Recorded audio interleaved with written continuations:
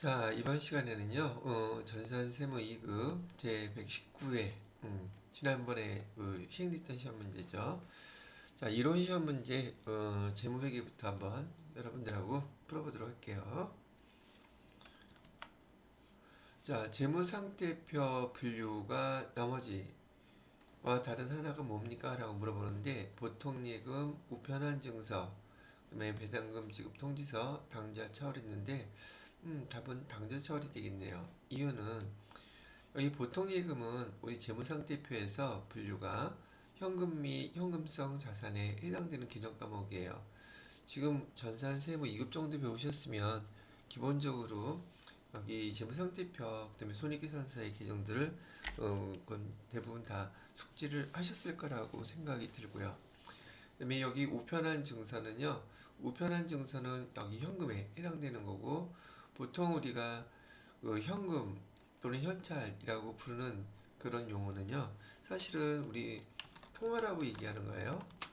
일반적으로 현금, 현찰 그러는 것은 통화를 얘기하는 것이고 통화에는 지폐하고 그다음에 주화가 있어요. 동전이요. 얘네들의 공통점은 한국은행에서 발행했다는 공통점이 있죠. 근데 우리는 실제로 이 돈을 이 통화 대신 사용하는 그 종이 쪼가리라고 하는데 증권이란 무슨 뜻이냐면 그 화폐 금액이 그 화폐 가치가 적혀져 있는 그 종이 쪼가리들을 우리는 증권이라고 부르거든요. 근데 얘도 신용화폐로서 우리가 회계 담당자들이 이 통화 대용 증권을 저기 받았다, 뭐 줬다 그러면은 현금으로 기록한단 말이죠. 이유는 이 통화 대용 증권도 이 통화와 마찬가지로 얘네들을 주면 바로 돈을 받을 수가 있어요. 그런 특징이 있다는 얘기죠. 이 우편한 증서도 우체국에서 돈을 맡겨놓고 우편한 증서를 발급받은 다음에 다시 얘를 제시하면 돈을 준다는 얘기예요. 그래서 우편한 증서는 여기 통화 대용 증권에 해당되는 것이고 배당금 지급 통지서도 마찬가지로 배당금을 지급하겠다고 통지서를 보내왔으면 저 배당금 통지서를 가지고 가져가면 돈을 바로 주겠죠. 또 그다음에 이자 지급 통지서, 이자 지급 통지서도 마찬가지고요. 이런 것들은 다 통화 대용 증권이라고 부르는 것들이에요. 그래서 지금 여기 세 가지는 다 현금 및 현금성 자산에 분류가 되는 항목이고요. 당좌철은 당좌예금을 계산하고 나서 당좌예금을 계산하고 우리가 당좌예금을 바탕으로 해서 예금 잔액의 한도 내에서 보편적으로 당좌 수표를 발행한단 말이죠. 그 다음에 약속금도 발행을 해요. 그러면 이런 발행한 금액이 만기가 되거나 제시가 되면 우리 회사의 그 당좌예금에서 빠져나가게 되는데 이 당좌예금 잔액이 모자르면은 잔액이 부족하게 되면 우리 당좌예금 한도 내에서 당좌수표 금액이라든지 약속금 발행했던 거 그 금액을 빼서 줄 텐데 잔액이 부족하면 당좌수표나 약속금을 제시하는 제시자들한테 은행에서 지급 거절을 할 수밖에 없다는 얘기죠. 당좌예금 잔액이 부족해요. 그리고 지급 거절을 하는데 이거를 우리는 부도라고 불러요. 근데 당좌예금 잔액이 부족해서 부도가 나게 되면 여긴 대표가 형사이건데요. 신용 증서를 갖다가 제대로 약속을 지키지 않았다는 뜻이죠. 거기에 반해서 약속금이 부도가 나게 되면 얘는 민사 소송이 되는 거죠. 민사 소송이 되는 지라 각 은행에서는 당좌예금을 개설하고 부도가 나지 않도록 주의를 많이 하고 있다는 말이죠. 그래서 이걸 사전에 좀 예방하고자 은행 회사는 그 주거래 은행이죠. 주거래 은행과 계약 관계를 갖다가 당좌 차월 계약이라는 걸 보편적으로 맺어놔요. 당좌 차월 계약이라는 건 뭐냐면 우리 회사의 당좌예금 잔액이 부족하더라도 일단 일정한 금액 내에서는 은행이 먼저 지급을 해주는 계약이에요. 뭐 한도가 물론 있긴 하겠죠. 이렇게 해서 당좌차월 계약 한도를 갖다가 맺고 돈이 모자르면 은행에서 계약된 금액 범위 내에서 먼저 결제를 해주게 된답니다. 이 당좌차월 계약은 돈을 일종의 빌리는 거예요. 단기간 차입하는 거라고 보고, 만약에 12월 31일 시점에서도 당좌 차월이라는 계정이 남아있으면 그 계정을 단기 차입금이라는 계정으로 대체를 해줘요. 이유는 당좌 차월 계정은요, 기말에 잔액이 남아있으면 안 되는 계정이기 때문에 그렇다는 얘기죠. 그래서 단기 차입금으로 대체를 해준다. 결국 이런 내용들은 돈을 빌리는 것이니까 당좌 차월은 부채 계정이라고 설명을 해드릴 수 있는 거죠. 자, 이렇게 해서 분류가 다른 거 어떤 겁니까? 라고 했을 때 4번이 답이에요 라고 설명을 해 드리는 것이고요. 자, 요 정도면 됐을 것 같고요. 그 다음에 두 번째 문제를 보도록 할게요. 두 번째 문제를 보니까 일반 기업 회계 기준상 거래 형태별로 수익 인식 시점을 물어보고 있네요. 수익 인식 시점은요, 여기 정리는 해놨는데 1번 무기에 입장권을 판매하게 되면 입장권은 행사가 개최되는 시점에서 수익으로 인식하는 거예요. 입장권을 판매했다고 그 입장권을 판매하는 회사에서 수익으로 인식하는 게 아니라 입장권을 판매한 후 그다음에 행사가 개최되는 시점에서 수익으로 인식하는 것이지 판매 시점에서 수익으로 인식하는 게 아니라는 거죠. 옳지 않은 것이라고 했으니 여기 답이 될 것이고요. 그다음에 수강료 같은 경우는요, 강의 기간에 걸쳐서 수익으로 일할 계산해서 인식하게 바뀌었어요. 그래서 여러분이 그 강의를 수강을 하게 될 때 그 수강 다 채우지 않고 중간에 그 뭐죠? 강의를 갖다가 중단하게 되면 강의 들은 만큼 그다음에 일정 수수료 빼고서 나머지 금액은 다 돌려받을 수 있다는 얘기가 바로 이 때문에 그런 거예요. 강의 시간에 걸쳐서 수익으로 인식한다. 강의가 5일짜리였는데 10만 원을 여러분이 수강료로 냈다면 3일밖에 안 들었을 때는 나머지 이틀치에 대한 거 수수료 빼고선 되돌려 받을 수 있다는 뜻이고, 반대로 이런 학교나 학원 같은 데에서는 수익으로 인식할 때 강의 기간이 지난 만큼만 수익으로 인식해야 된다는 얘기예요. 자, 배당금 수익은요, 보편적으로 주주총회에서 배당금이 결정된 날, 실제로 지급은 되지 않았다 할지라도 그 배당금을 갖다가 배당금 금액을 언제 지급하기로 확정된 날, 그날 그 주식을 갖고 있던 사람은 그 확정된 날을 기점으로 해서 수익으로 인식하게 됩니다. 그다음에 4번에 보시게 되면 설치 및 검사 조건부라는데 대부분이요, 이런 상황에서 조건부가 붙어 있으면 저 조건이 만족이 다 돼야 돼요. 조건이 만족이 되든지 해소가 되든지. 그래서 설치 및 검사 조건부 판매라고 얘기하는 것은 구매자에게 재화가 인도되고 설치와 검사가 완료됐을 때 그때 수익으로 인식하는 게 맞다는 얘기죠. 자, 요 정도까지로 구분을 하시면 1번에서 4번에 대한 보기, 수익을 언제 시점으로 해야 되는지 아마 이해가 좀 되시지 않았을까 싶으네요.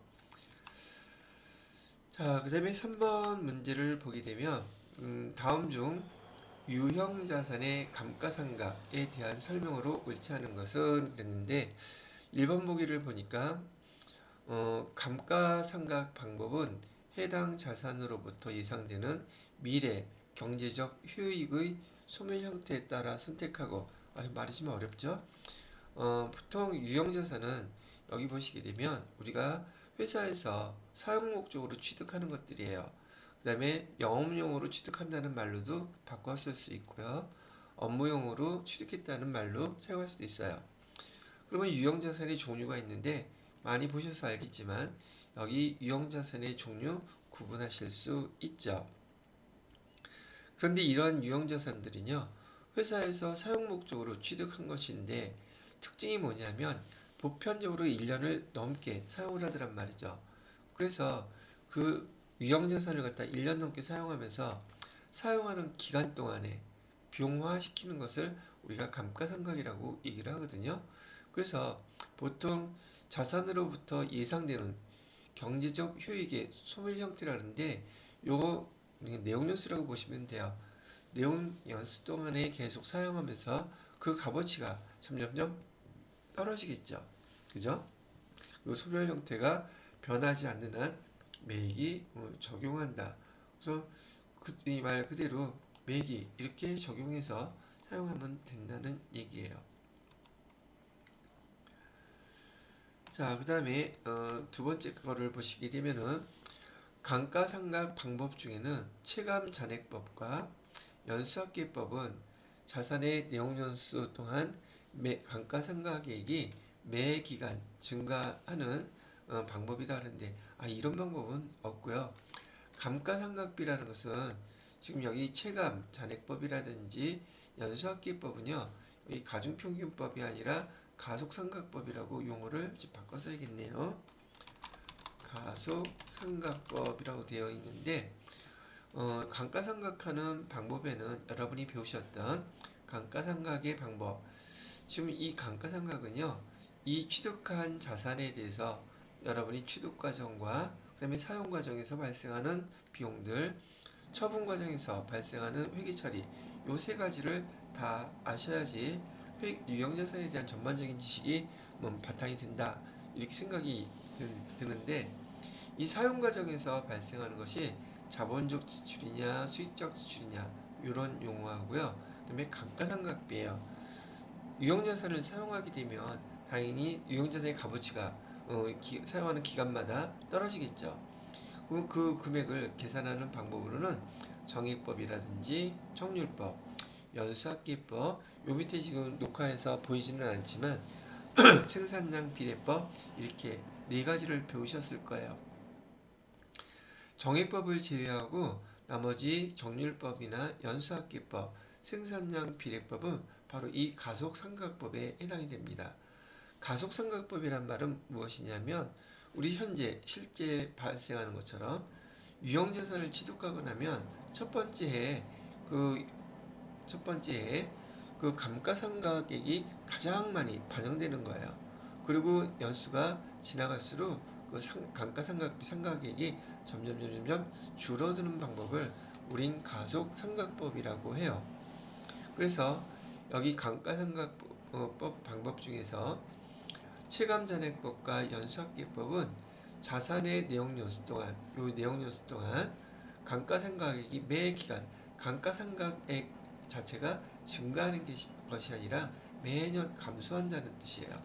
그래서 설명이 옳지 않은 것은 2번은 증가가 아니라 감소라고 해야지 맞는 것인데 증가라고 했기 때문에 틀린 거예요.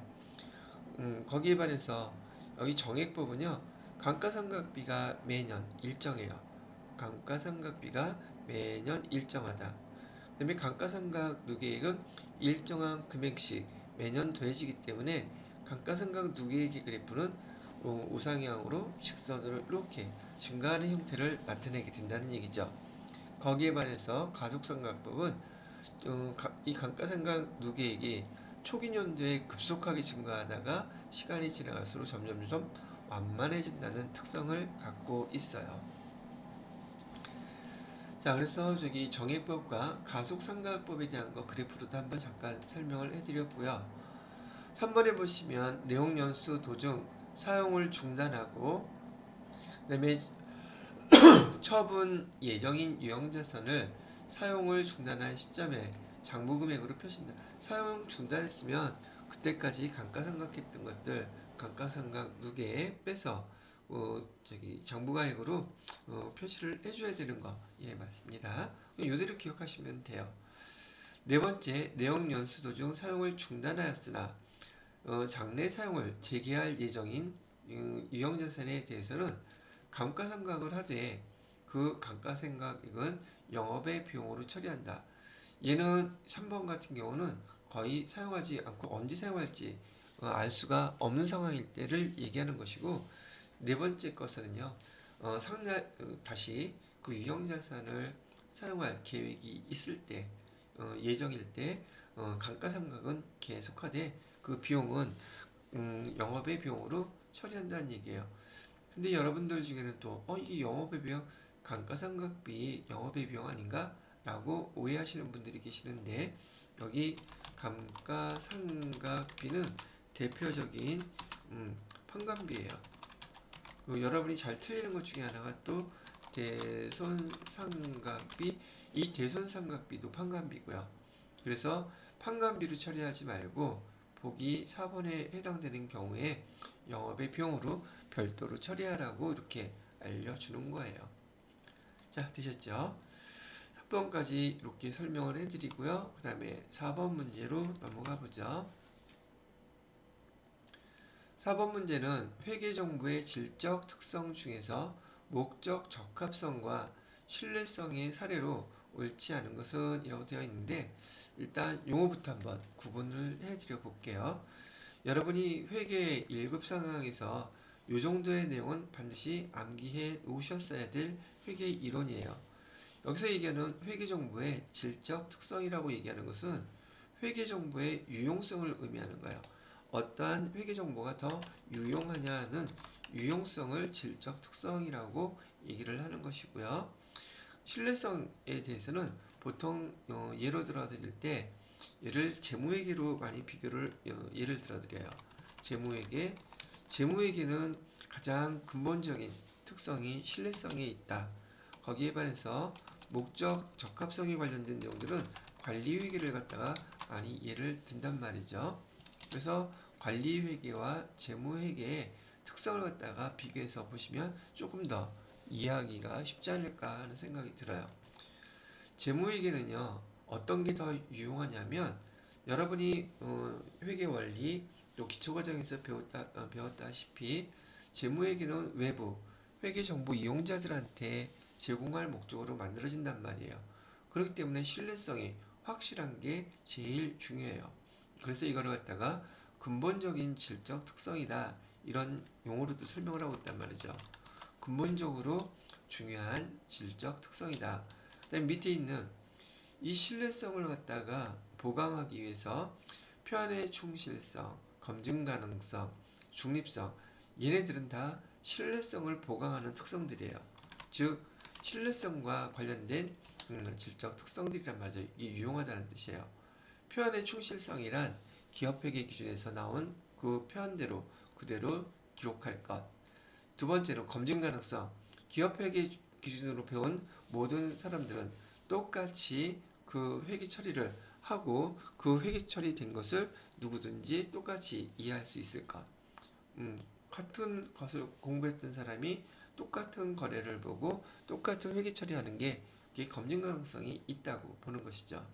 그다음에 중립성은 대표나 뭐 주주나 누구의 의견에 휘둘림 없이 기업 회계 기준에 따라서 기록하라고 하는 것이 중립성이에요.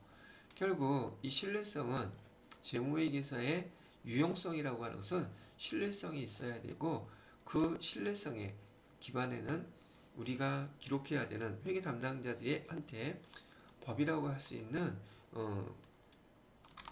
기업 회계 기준, 여기에 따라서 처리하라는 것을 나타내고 있다는 얘기죠. 기업 회계 기준에 따라서 우리가 처리하는 것을 가장 신뢰성이 있다고 보는 거예요. 거기에 반해서 이 관리회계는 경영진한테 제공되는 정보라고 생각하시면 돼요.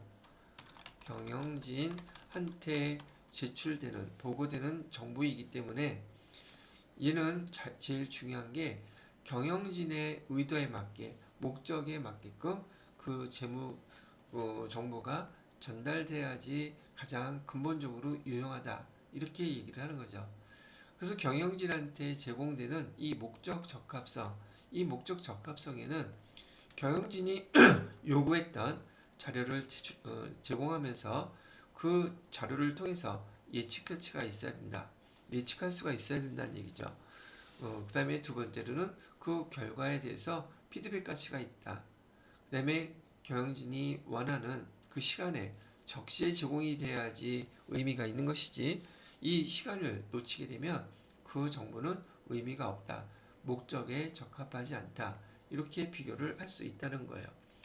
요게 여러분들이 회계 1급 또는 세무 2급에서 배웠던 회계정보의 질적 특성에 대한 이론 설명인데, 얘가 문제와 어떻게 관련이 되어 있느냐, 요거를 따지신다면은, 목적 적합성은요 공정가치에 가까운 것이라고 판단을 해주세요.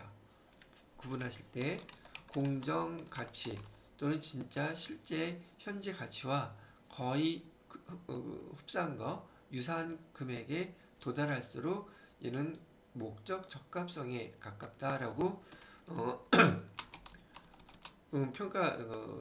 평가하시면 되실 거고요. 그 다음에 신뢰성이라는 것은 완성도라고 생각하시면 돼요.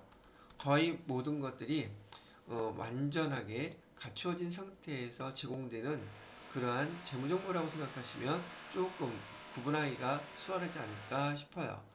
자, 수익을 인식하는데 예를 들어서 1월달, 2월달, 3월달 그때그때 우리가 진행 기준에 따라서 수익을 인식한다면 얘는 목적 적합성이 아주 높은 것이죠. 근데 신뢰성은 떨어지는 거예요. 왜? 진행 기준에 따라서 수익을 인식하다 보면 거기에 해당되는 그 기준이 정확하게 이게 맞아? 진행 기준이 뭐 30%, 40%, 50% 이만큼 진행되는 게 맞아? 그 따지게 되면은 그 기준의 진행 기준에 따라서 그 정확성이 약간의 차이가 있을 수도 있단 말이죠. 그러나 현재 가치를 반영하기 때문에 목적 적합성에서 수익 인식 방법 중에 진행 기준은 목적 적합성에 더 근접하다, 유용성이 더 있다, 이렇게 판단을 하는 거예요. 반면에 완성 기준은 이건 지금 대부분 수익 인식 방법도 그렇지만 완성된 다음에 실제로 돈을 받고 난 다음에 수익을 인식하는 게 확실하겠죠. 그죠? 그러나 그때 시간이 지나갈 때마다 그 금액을 갖다가 측정할 수 없다는 거에 대해서는 목적 적합성은 떨어진단 말이죠. 그래서 우리 재무회계에서는요, 이렇게 목적 적합성과 신뢰성에 대해서는 상충관계가 서로 부딪히는 관계가 존재한단 말이죠. 목적 적합성을 채우자니 신뢰성이 떨어지고 신뢰성을 채우자니 목적 적합성이 떨어지고, 이런 상황들이 우리는 뭐라고 부르냐면 상충관계라고 불러요. 서로 충돌한다는 뜻이죠. 상충관계. 근데 우리 회계에서 실제로 보시는 것처럼 이런 상충관계가 존재하고 있다는 얘기예요. 자, 두 번째를 보시게 되면 자산의 평가 방법, 시가법과 원가법이라는 말이 있는데, 예를 들어서 토지를 하나 예를 들어 볼게요. 10년 전에 토지를 1억 주고 샀어요. 여기는 토지를 한번 예를 들어 볼게요. 토지 1억을 주고 샀는데 얘가 10년 지난 지금 현재 가격이 10억이라고 가정을 해보겠습니다. 그러면 지금 목적 적합성에 관련된 것은 현재 값어치를 반영한 10억이 목적 적합성에 더 맞는 것이겠죠. 그 다음에 10년 전에 우리가 취득했던 금액에 대해서는 원가법으로 기록하는 것이 더 신뢰성이 있다는 말이에요. 이 말 뜻은 뭐냐면, 우리가 토지를 10년 전에 살 때 1억 주고 샀으면서 모든 증빙 서류가 다 이 1억에 맞춰서 갖고 있는 금액들이 되겠죠. 그래서 얘가 신뢰성이 있다고 얘기하는 거예요. 원가법이. 그런데 얘를 지금 재평가해서 10억으로 기록하게 되면 목적 적합성에는 맞지만 10억을 공정가치로 그냥 평가했기 때문에 거래된 내역에 대한 증빙서류는 이 10억에 대한 건 없단 말이죠. 그죠? 그러나 우리 재무제표에 10억이라고 현재 가치가 기록되어 있으면 그 목적에, 재무상태표의 목적에 맞게끔 기록이 되어 있기 때문에 목적 적합성이 더 높다고 얘기를 해주는 것이죠. 근데 우리 회계에서는 여기 시가법과 원가법 다 인정을 해주고 있단 말이죠. 회사의 필요에 따라서 기록을 해주면 되는 거예요. 뭐 그때그때마다 매년 바꾼다 이런 건 안 되고요. 자, 그다음에 손익의 인식 방법, 손익 인식 방법이나 수익 인식 방법 같은 말이긴 한데 발생주의로 우리 재무회계에서는 발생주의로 기록하죠. 수익이나 비용이 발생하면 실제로 돈을 주거나 받지 않았어도 우리 현재 재무상태표나 재무제표나 손익계산서에 반영을 한단 말이죠. 그러니 얘는 목적 적합성에 더 적합하고 만약에 현금주의로 기록을 한다면 돈을 받았을 때나 돈을 주었을 때 확실하게 결정을 하고 난 다음에 거래가 이루어지기 때문에 신뢰성은 높겠죠. 그러나 그때그때의 각 금액들은 반영할 수가 없기 때문에 이 현금주의는 신뢰성이 높지만 목적 적합성에는 떨어지더라. 뭐 이렇게 얘기를 하는 거예요. 그다음에 정보 보고 시점을 보시게 되면 정보를 갖다가 재무제표를 제공하는데 분기 재무제표, 반기 재무제표, 결산 재무제표 이렇게 세 가지로 나눌 수가 있는데 시간이 지나갈 때마다 분기가 됐던 반기가 됐던 재무제표를 만들어서 바로바로 보고하게 되면 완성도는 떨어지지만 그 정보는 바로바로 적용해서